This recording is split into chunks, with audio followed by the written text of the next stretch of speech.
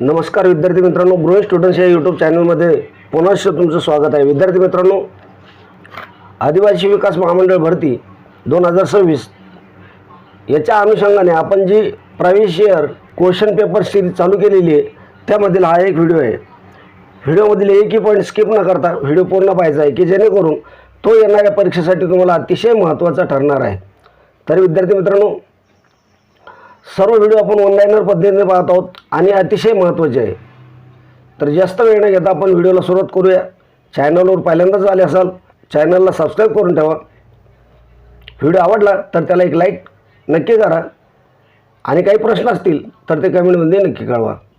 तर सुरू करूया. कोणाच्या नेतृत्वाखाली उलगुलान चळवळ झाली? कोणाच्या नेतृत्वाखाली उलगुलान ही जी चळवळ होती ही चळवळ झालेली. बघा पर्यायामध्ये काय दिलेले: महात्मा गांधी, टिळक, बिरसा मुंडा, सुभाषचंद्र बोस. उलगुलान ही चळवळ कोणाच्या नेतृत्वाखाली झालेली आहे? तर ही जी उलगुलान चळवळ आहे ही बिरसा मुंडा यांच्या नेतृत्वाखाली झालेली. म्हणूनच या प्रश्नाचं योग्य उत्तर आहे पर्याय नंबर सी. पुढचा प्रश्न पहा काय आहे: बिरसा मुंडा यांचा जन्म कधी झाला? महत्त्वाचा प्रश्न आहे, कारण या परीक्षेमध्ये आदिवासी विकास महामंडळाची भरती आहे तर यावर प्रश्न पडतीलच.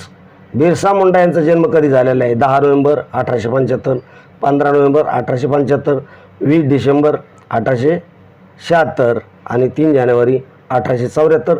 असे पर्याय तुम्हाला विचारलेले आणि बिरसा मुंडाच्या जन्माची जन्मतारीख तुम्हाला विचारलेली. यांचा जन्म कधी झालेला आहे? तर बिरसा मुंडा यांचा जन्म हा 15 नोव्हेंबर 1875 रोजी झालेला आहे. म्हणजेच प्रश्नाचं उत्तर आहे पर्याय नंबर बी.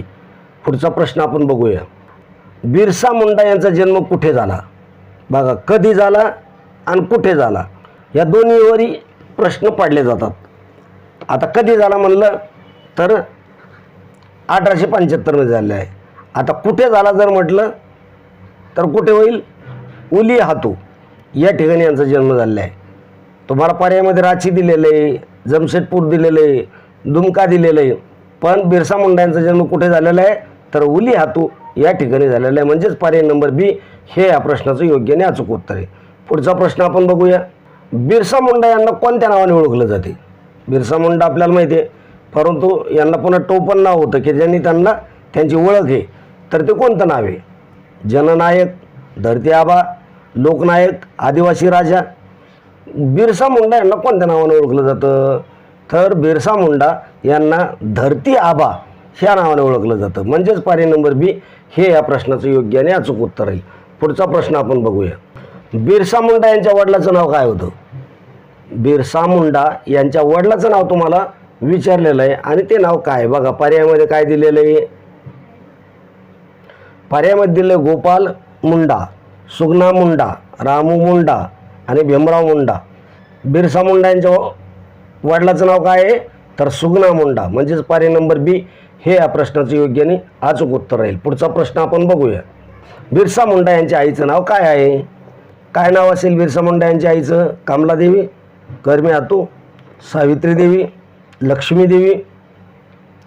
बिरसा मुंडा यांच्या आईचे नाव काय आहे?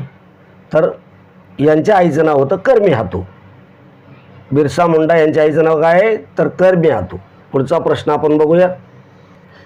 बिरसा मुंडा यांनी कोणता पंथ सुरू केलेला आहे? प्रत्येक समाज सुधारकावर त्यांनी सुरू केलेले पंथ, त्यांनी सुरू केलेल्या सभा याच्यावर प्रश्न विचारला जातो. आता या ठिकाणी तुम्हाला विचारले की बिरसा मुंडा यांनी कोणता पंथ सुरू केलेला आहे? आर्य समाज, ब्राह्मण समाज, बिरसा पंथ, सनातन पंथ. कोणता पंथ सुरू केलेला आहे? तर बिरसा पंथ सुरू केलेला आहे. म्हणजेच पर्याय नंबर सी हे या प्रश्नाचं योग्य आणि अचूक उत्तर राहील. पुढचा प्रश्न आपण बघूया. उलगुलान कोणत्या कालावधीत झालेले? हे जे उलगुलान बंड म्हणजे याला मुंडा बंडसुद्धा म्हटलं जातं, तर हे कोणत्या कालावधीत झालेलं आहे? पर्याय काय दिलेले पहा. 1880 ते 1885, 1890 ते 1895, 1895 ते 1900 आणि 1900 ते 1905. तर उलगुलान कोणत्या कालावधीत झाले? योग्य आणि अचूक उत्तर राहील 1895 ते 1900 या कालावधीमध्ये हे जे मुंडाबंड म्हणतो आपण त्याला किंवा उलगुलान म्हणतो हे झालेलं आहे. म्हणजेच पर्याय नंबर सी हे या प्रश्नाचं योग्य आणि अचूक उत्तर आहे. पुढचा प्रश्न आपण बघूया. मुंडा उठाव कोणत्या भागात झालेला आहे किंवा उलगुलान कोणत्या भागात झालेलं आहे असंही तुम्हाला मानता येईल. आता हे जे मुंडा उठाव आहे कोणत्या भागामध्ये झालेला आहे? पाऱ्या भागा काय, दक्खनचं पठार, त्यानंतर छोटा नागपूर पठार, त्यानंतर मालवा पठार किंवा बुंदेलखंड. तर उलगुलान कोणत्या भागात झालेलं आहे?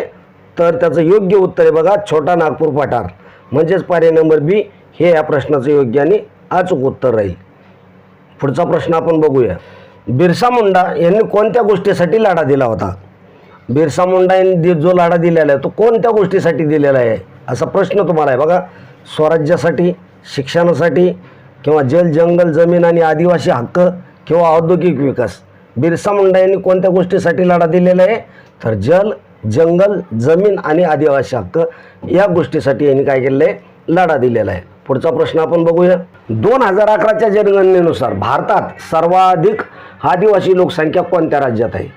2011च्या जनगणनेनुसार भारतात सर्वाधिक आदिवासी लोकसंख्या कोणत्या राज्यात आहे? महाराष्ट्र राज्यात आहे, ओडिशा राज्यात आहे, मध्य प्रदेश राज्यात आहे का तामिळनाडू या राज्यात आहे? तर याचं योग्य उत्तर तुम्हाला आलंच असेल की 2011च्या जनगणनेनुसार भारतामध्ये सर्वाधिक आदिवासी लोकसंख्या ही मध्य प्रदेश या राज्यामध्ये आहे. म्हणजेच या प्रश्नाचं योग्य आणि अचूक उत्तर आहे पर्याय नंबर सी. पुढचा प्रश्न आपण बघूया. मध्य प्रदेशामध्ये आदिवासी लोकसंख्या सुमारे किती आहे? सर्वात जास्त लोकसंख्या कोणत्या राज्यामध्ये आहे भारतात? तर मध्य प्रदेशात आहे आदिवासी लोकसंख्या. आता मध्य प्रदेशामध्ये आदिवासी लोकसंख्या सुमारे किती आहे? 10 दशलक्ष, 15.5 दशलक्ष, 20 दशलक्ष की 25 दशलक्ष? किती आहे? योग्य आणि अचूक उत्तर आहे 15.5 दशलक्ष. म्हणजेच या प्रश्नाचं उत्तर आहे पर्याय नंबर बी. पुढचा प्रश्न आपण बघूया. आदिवासी लोकसंख्येच्या बाबतीत दुसऱ्या क्रमांकावर कोणते राज्य आहे? बघा, पहिल्या क्रमांकावर कोणतं राज्य आहे हे आपण तुम्हाला मागच्या प्रश्नामध्ये सांगितलं आहे. आता या ठिकाणी तुम्हाला काय विचारलेलं आहे की दुसऱ्या क्रमांकावर कोणतं राज्य आहे? गुजरात आहे, महाराष्ट्र आहे, झारखंड आहे का राजस्थान आहे? तर कोणतं राज्य येईल? तर दुसऱ्या क्रमांकावर कोणतं राज्य आहे? तर महाराष्ट्र आहे. म्हणजेच या प्रश्नाचं योग्य आणि अचूक उत्तर येईल पर्याय नंबर बी. पुढचा प्रश्न आपण बघूया. आदिवासी लोकसंख्येच्या बाबतीत तिसऱ्या क्रमांकावर कोणते राज्य आहे? बघा, पहिल्या क्रमांकाचं आपण पाहिलं आहे मध्य प्रदेश, दुसऱ्या क्रमांकाचं पाहिलं आपण महाराष्ट्र. आता तिसऱ्या क्रमांकावर कोणतं राज्य येतं? महाराष्ट्र येतो, ओडिशा येतो, मध्य प्रदेश येतो का तामिळनाडू येतो? आता या दोन पर्यायापैकी मध्य प्रदेश कटलेले, महाराष्ट्र कटलेले, राहिलं काय? तामिळनाडू आणि ओडिशा. तर आदिवासी लोकसंख्येच्या बाबतीत तिसऱ्या क्रमांकावरील राज्य कोणतं आहे? तर ओडिशा आहे. म्हणजेच पर्याय नंबर बी हे या प्रश्नाचं योग्य आणि अचूक उत्तर आहे. पुढचा प्रश्न आपण बघूया. टक्केवारीच्या दृष्टीने सर्वाधिक आदिवासी लोकसंख्या कुठे आहे? टक्केवारीच्या दृष्टीने सर्वाधिक आदिवासी लोकसंख्या कुठे आहे? सर्वाधिक लोकसंख्येचं राज्य तुम्हाला माहिती आहे, परंतु या ठिकाणी काय विचारलं तुम्हाला? टक्केवारीच्या दृष्टीने आदिवासी लोकसंख्या कुठे आहे? नागालँड, लक्षद्वीप, मिझोरम, मेघालय कोणत्या राज्यामध्ये किंवा कोणत्या केंद्रशासित प्रदेशात आहे? तर त्याचं योग्य उत्तर आहे बघा लक्षद्वीप. पर्याय नंबर बी हे या प्रश्नाचं योग्य उत्तर आहे. टक्केवारीच्या दृष्टीने सर्वाधिक आदिवासी लोकसंख्या कुठे आहे? तर लक्षद्वीपमध्ये. आणि सर्वाधिक लोकसंख्या कुठे? मध्य प्रदेशामध्ये. याच्यापूर्वी आपण लोकसंख्येच्या दृष्टीनं पाहिलं आहे, आता आपण टक्केवारीच्या दृष्टीने पाहू राहिलो. टक्केवारीच्या दृष्टीने राज्यामध्ये पहिलं आपण केंद्रशासित प्रदेश पाहिले. सर्वाधिक आदिवासी लोकसंख्या कोणत्या राज्यात आहे? टक्केवारीच्या दृष्टीने कोणत्या राज्यात? नागालँड, मिझोरम, मेघालय का त्रिपुरा? कोणत्या राज्यात येईल? तर मिझोरम या राज्यामध्ये सर्वाधिक आदिवासी लोकसंख्या कशाच्या दृष्टीने आहे? तर टक्केवारीच्या दृष्टीने आहे. पुढचा प्रश्न आपण बघूया. भारतातील सर्वात मोठी आदिवासी जमात कोणती आहे? भारतातील सर्वात मोठी आदिवासी जमात कोणती आहे असा प्रश्न तुम्हाला विचारला आहे. जमातीचे नावं तुम्हाला दिलेले व्हिडिओवर पहिल्यांदाच आले असाल तर आपल्या ग्रोइंग स्टुडंट्स या यूट्यूब चॅनलला सबस्क्राईब करून घ्या. व्हिडिओ आवडत असेल तर त्याला एक लाईक नक्की करा. बघा, काय भारतातील सर्वात मोठी आदिवासी जमात कोणती आहे? संथाल आहे, गोंड आहे, भिल्ल आहे का भिलाले? कोणती येईल? तर भारतातील सर्वात मोठी आदिवासी जमात आहे भिल्ल. म्हणजेच या प्रश्नाचं योग्य आणि अचूक उत्तर आहे पर्याय नंबर सी. पुढचा प्रश्न आपण बघूया. पुढचा प्रश्न बघण्या अगोदर विद्यार्थी मित्रांनो, मी तुम्हाला एक रिक्वेस्ट करतो की अजूनपर्यंत तुम्ही जर आपल्या ग्रोइंग स्टुडंट्स या यूट्यूब चॅनलला सबस्क्राईब केलं नसेल तर लगेच सबस्क्राईब करून घ्यायचे. बेल आयकॉनला ऑलवर सिलेक्ट करून ठेवायचे की जेणेकरून उद्याच्या व्हिडिओचं नोटिफिकेशन लगेच तुम्हाला भेटेल. व्हिडिओ आवडत असेल तर त्याला लाईक नक्की करायचे. आपल्या दोस्त मित्रांमध्ये व्हिडिओ शेअर करायचा आहे. काही प्रश्न असतील तर ते कमेंटमध्ये नक्की कळवायचे. आजच्या व्हिडिओमध्ये आपण याच ठिकाणी थांबूया. भेटूया अशीच महत्त्वाची प्रश्नपत्रिका घेऊन पुढच्या व्हिडिओमध्ये. तोपर्यंत जय हिंद, जय महाराष्ट्र. धन्यवाद मित्रांनो.